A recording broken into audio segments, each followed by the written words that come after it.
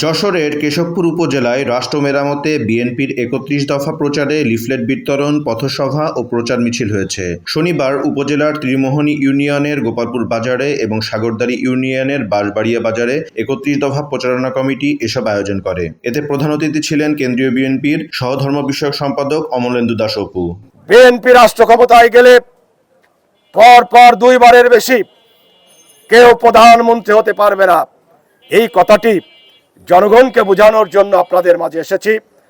কত বড় দেশপ্রেমিক হলে আগামী দিনের রাষ্ট্র ক্ষমতায় আসার যার সম্ভাবনা সেই দলের প্রধান ঘোষণা করতে পারে, 2 বারের বেশি কেউ প্রধানমন্ত্রী হতে পারবে না। এটাই দেশ প্রমাণের লক্ষণ। আপনারা ঘরে ঘরে যে মা বোনদের কাছে এটি প্রচার করবেন, কোনো ষড়যন্ত্রে পা দেওয়া যাবে না। মানুষের পাশে যে দাঁড়াতে হবে।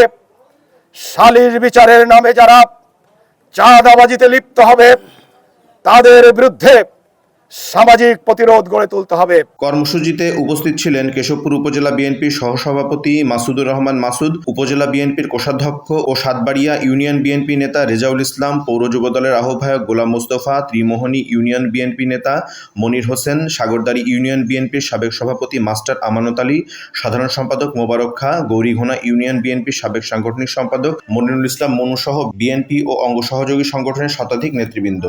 ডেস্ক রিপোর্ট, দৈনিক রানার।